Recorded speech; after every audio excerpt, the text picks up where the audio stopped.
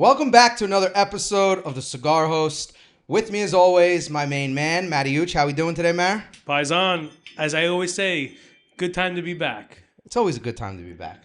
As I interrupt the intro with a phone. It's like when you go to a movie, they always give you the prelogue, like, hey, please turn off your phones, pay $20 for popcorn and soda. It's disrespectful. It's disrespectful. I apologize. You're a monster. Anyway, we have a very special guest with us today, flying in from Florida, okay, making a big trip, and he brought something amazing. The base of cigars. Before we even get into that, though, right, and honestly, we're all enjoying one. Well, I'm just lighting up the new one, so I'm excited. I'm already working my way into this thing. But before we get into that, yeah, everybody, I would like to introduce to you Alex from the Cigar Guys and Besa Cigar. How's it going, everyone? Pleasure to be here. Thank you for having me. Yeah, very absolutely. exciting. Yeah, it's a pleasure to have you. Of course. Yeah, I'm very excited about this one. So you brought us a very special gift today. I smoked some of your other cigars, which they are phenomenal. But today you brought a very special cigar, something brand new. Brand new, pretty much. I think we're 3 months out. Something a little more up your alley. I know you're more of the Maduro guy. Yep. Oh, definitely. So this is like the Cigar Guys' favorite right here. You've been smoking cigars for a while. You know, you want something that's more medium full. Mexican San Andreas wrapper. Everyone loves that wrapper. So this is the new Besa Maduro that we just released a few months ago. So now we have 3 cigars total, essentially. Okay. So the Habano comes in the 2 different sizes, the Toro and the Rothschild, and this is our new baby right here that comes in a Toro. Mexican San Andreas wrapper, and then it's got a Sumatra binder and a Nicaraguan Dominican filler like the other one, but tweaked a little bit, give you a little bit more of that full body experience, a little more nicotine content, and of course that wrapper is just fantastic. Right off the bat. Sorry to interrupt you. No. Right off the bat, I have to say, because I'm loving the wrapper. Good. Honestly. Right off the bat. I will say I think there's a little bit more body to this than your other cigar, which is nice. I like that. For sure. We definitely wanted to have our first one to be a little more mild medium for new cigar smokers. Right. You know, we wanted to kind of break in the market and be able to pick up as many customers as possible right off the bat.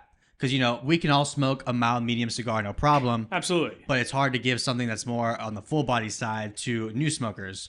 And being an Albanian brand, we've got a lot of Albanian friends and family that, you know, we want to try and get into cigars and have them enjoy it.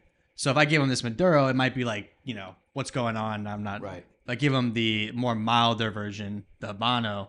You know, everyone's loved it so far. Right. Someone that's never smoked a cigar before can enjoy it. Right. This one's for the boys, the guys that have been smoking for a while. This is for the boys. Like this is, you know, it's a good smoke. Like it's got a good pull to it. Like I'm a Maduro guy. I like a little extra spice to it. So like I like feeling a little lightheaded midst with that. Yeah, just a bit, you know, just a tad, you know. Just you want to feel like you smoked something. Yeah, euphoria a little bit. You know absolutely. what I mean? It's nice. It's a nice touch. I agree. It's a great cigar. Now I'm a big when it comes to blending cigars, I love it. I think it's fascinating. Very similar to wine and stuff like that. Like it just fascinates me that people can put leaves together. Obviously, I'm a cigar roller as well. You're a sommelier of cigar rollers. How did don't undervalue your guys' knowledge of like the information you put in. Like when you go to like a sommelier, like they're like, this goes good with this, and you're smelling. Like you guys, when he handed us the cigar and you guys switched cigars, you're both like smelling them. you're tapping it. You're listening to it. You're like, this is aged perfectly. Like whispering sweet nothings. Right. Like it's a craft. Right. You guys are sommeliers. Don't undervalue. And I mean, I can speak for myself. I know you're passionate, right? So you were very passionate about it. And when you have passion, comes a good product. So of course, 100%. This is a great product. Now back to what I was getting at was, now how did you land with this wrapper? Because like you said, a lot of people really love a San Andreas wrapper. So when we released our first one, like I said, we picked that blend because, you know, it's more easygoing, approachable for new smokers and stuff. Right. So the next step for us was just, okay, let's take this cigar that everyone knows and loves and go step up, you know, another level. So I kind of sat there and said, okay, we're probably going to have to change the filler. At first, we said, let's just change the wrapper and see what happens. And it tasted great. But I was like, you know, we need that more body. We need to tweak the filler a little bit. So we did a couple different wrappers to test it out. The Mexican San Andreas. We did a Ecuadorian Habano Maduro. So the same wrapper as before, but in Maduro. It tasted fantastic, but I wanted to go another step up. Yeah. I wanted them to be not too similar. I wanted to kind of make it different enough so where you have a choice, where it's like, okay, I don't want just a super easy cigar to smoke. Right. I like the decision. I want that next level. Yeah. How did you know that was the one? Like, how did you know that hit? Right, because you went from this one product that you were like getting more for the mass of people and the beginners. Like, when did you know this one was like the right blend? Like, you're like, this is how I want it to be. So the original one or this new one? This new one. This new one. Like, so how did you hit like the new market? The people who know and who have knowledge. Like, how did you bring them into the world of your cigars? Like, when was the moment? Does that make sense? Actually, I don't understand the question. So, like, I feel like it was too many questions in one. Yeah. So when is the moment that like you made this product? Okay. And you were like, this is how I want it to be. Like, the real cigar smokers.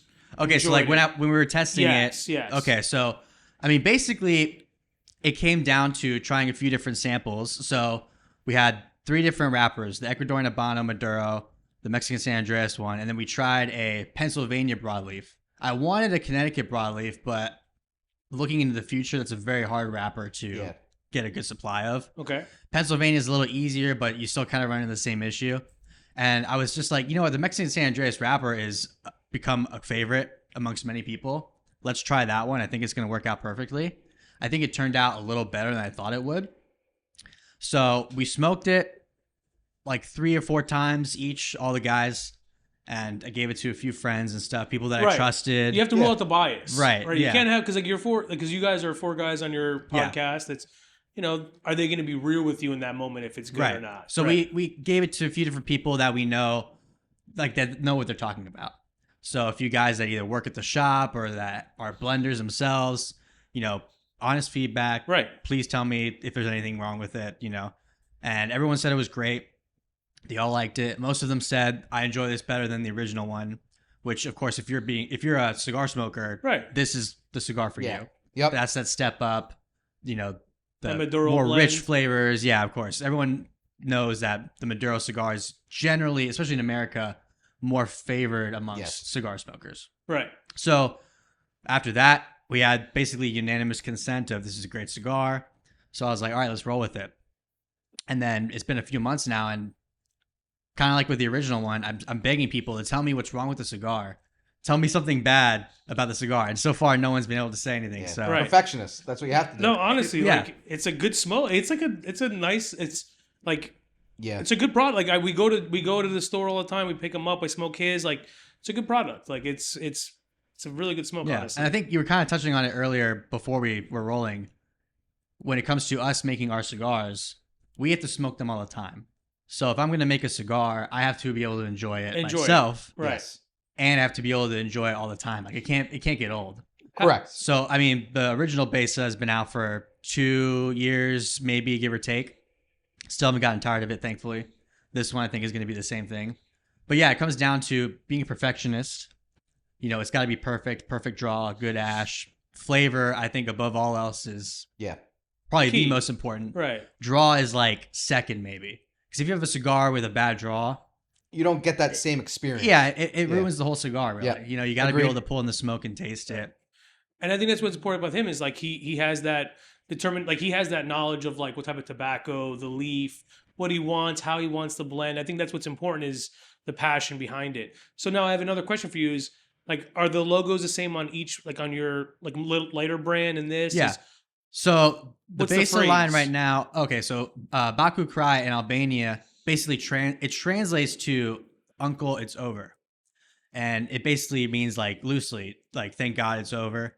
So Kosovo was at war with Serbia when Bill Clinton was president around that time. So Baku Cry was the saying when the war was over. So they were basically saying like, "Hey, thank God it's finally over." So that's kind of like a recent piece of history that we added into there. Okay. The guy on the front, Skanderbeg, he was the general that led Albanians against the Ottoman Empire in the 1400s. So that's where the cigar kind of focuses on. The Albanians gaining their independence from Ottoman rule, right? Essentially. So that's like your brand is more from like your culture and the history of the culture, which is cool. Love it. It's that's and really Besa cool. in Albanian means oath and honor. Okay. So like to your family, to your country.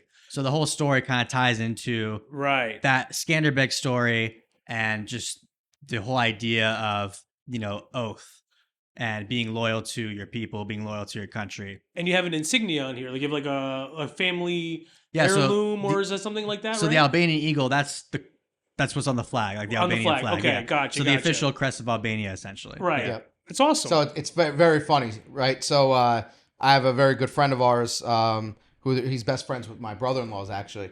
And he just started getting into what I do with me to help me out in the back end and stuff. And he's Albanian. Nice. So it's kind of cool, like tying everything together. You know what I mean? Right. So I'll leave one with you. He'll flip out. He will flip out if he has the Albanian flag on his car and stuff. Like that's not if I don't smoke. So that's how. Gets here, Mark and Zach, my partners, are the same way. Like they got it on the truck. Yeah. They're all decked out. We always got like Albanian flag at the events and stuff we go to. Right. Very very passionate people when it comes to their heritage. I mean, like they're like vegans. Vegans always want to tell you they're vegan. Yeah. Albanians always want to tell you they're Albanian. Right. Mm-hmm.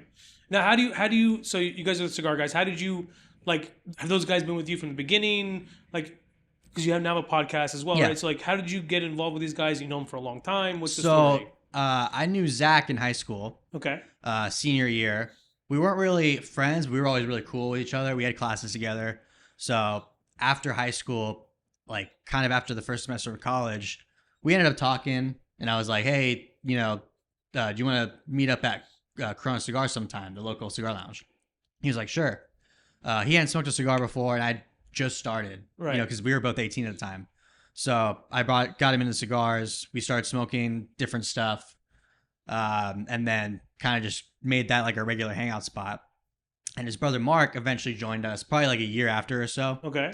So we became the trio, like kind of like the Cigar Guys trio, before we really knew that this was all going to happen. Right, like on your path, right? Yeah, exactly. So 18, and then I think I probably was 23 when we first started the cigar brand. So we're just sitting around and we were like, if we're going to be smoking cigars all the time, might as well do something productive with it. Yeah. Right. Best case scenario, we make some money, we have a great brand. Worst case scenario, we got a bunch of great cheap cigars that we could smoke. Because, when you pay to make your own cigar, you get it for a really good price. Yep. And then, so it's like, okay, we could pay, a few dollars for these cigars that are essentially worth retail, $12, $15. Right. So we just said, let's do it. Mark was really pushing the whole idea of an Albanian cigar. Okay. Because, Albanians, they want to do something Albanian. Everything's about the Albanian culture. Represent. Of course. But you need to have a brand, right? You need to have an idea or an identity. So it's a good identity to have. So we kind of just started talking about ideas. He said, I think Zach might have said, why don't we make it about Skanderbeg, or one of them, Zach or Mark. So we just kind of sat down in front of the computer and we started designing the band. So he was like, all right, put Skanderbeg up here. Let's do like the red. And then just little by little, we pieced it together. It probably took us like an hour to put together. It's pretty impressive, though. Yeah, it's right. a short amount of time. I know. We were just like, it was like 10 o'clock at night. We're like, right. Put it together. And we're like, oh, this is really good. So we printed the bands. We, got together with our guy to blend the cigar. And took us about 3 months to get it finalized. And then we just said, all right, let's do as many events as we can. Let's go to as many shops as we can. That's it. Try and get the name out there. And then we actually started the Cigar Guys TikTok. That was the first thing we did that was Cigar Guys related. We started that like while we were blending the cigar.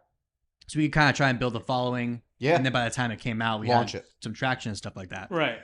So we started TikTok in April of 2022. And the podcast we didn't start until January 2023.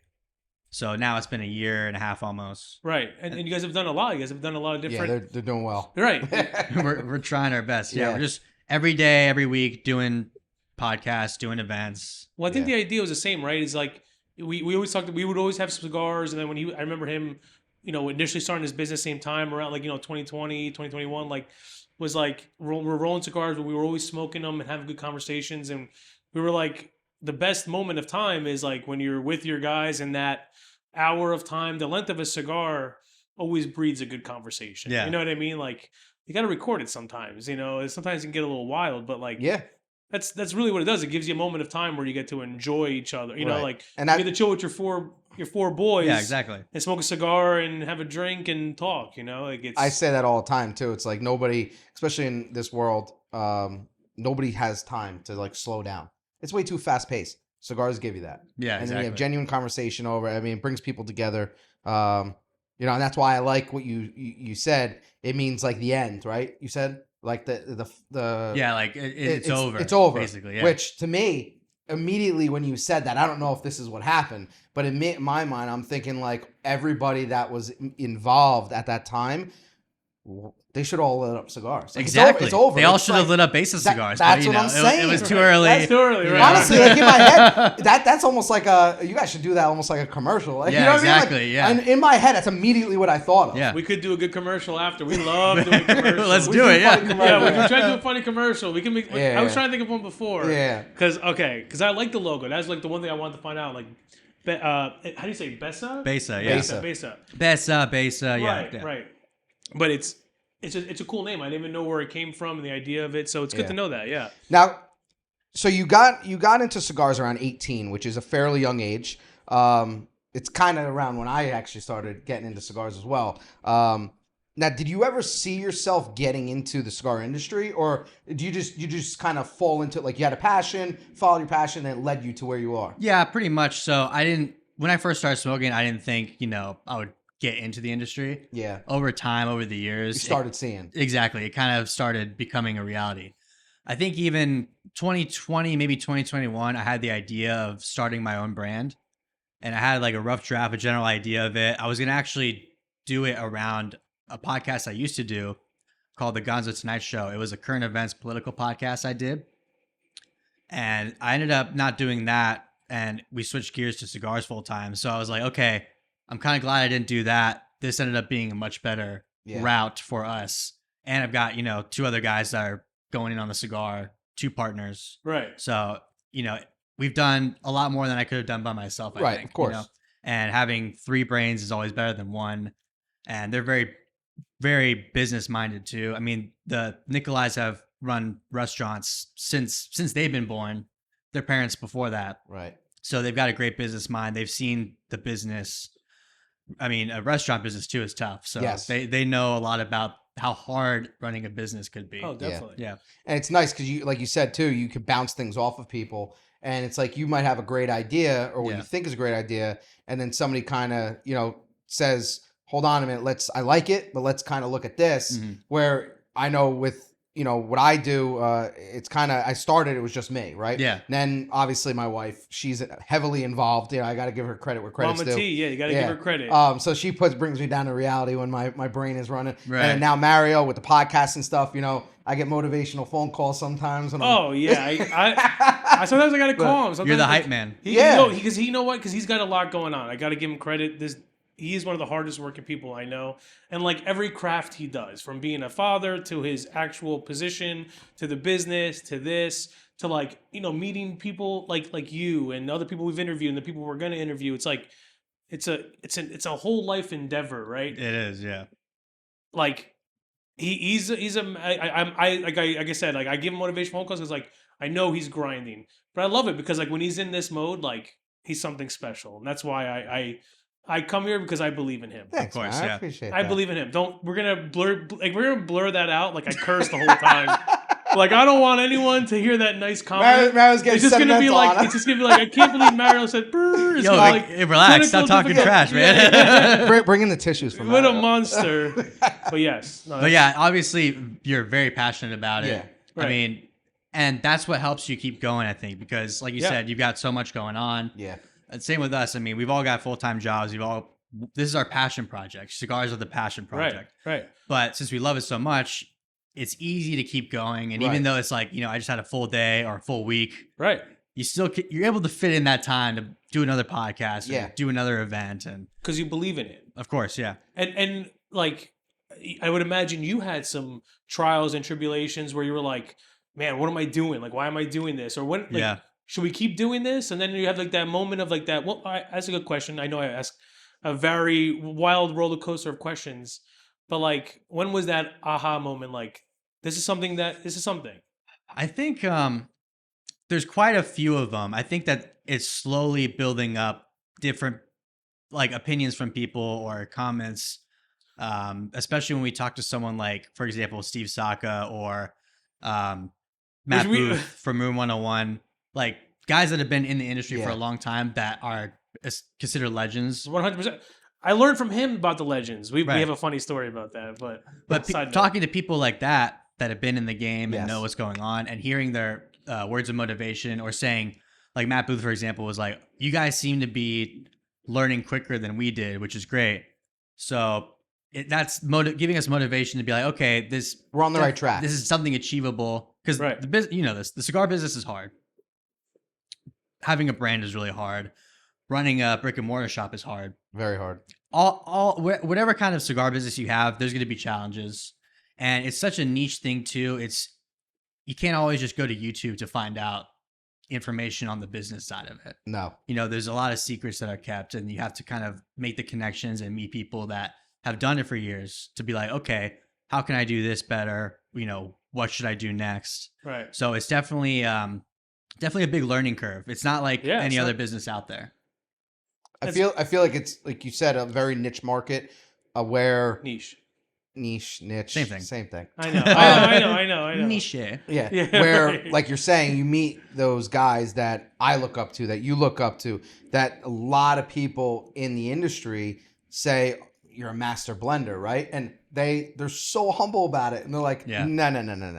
I'm just a cigar guy, right? Like, it's another great thing about this industry is a lot of the people we talk to that are considered legends, it's just another guy. Like, and there's genuinely humble.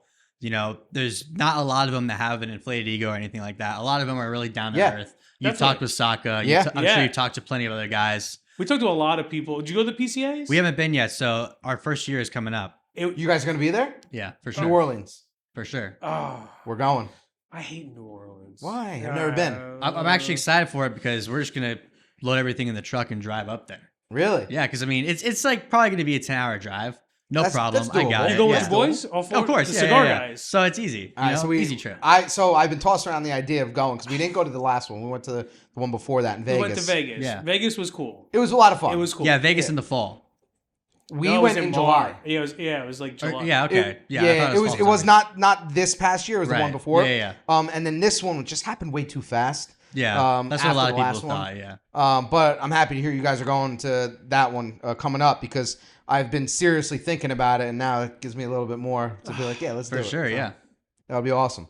Now, that's a huge, obviously you know this, that's a huge platform and a huge... Yeah, we met a lot of cool people at that event. Right, and for you guys, it's almost like, even though you guys have been out for a couple years now, in my mind, that's like almost day one. For sure, yeah. You know what I mean? That's like your official...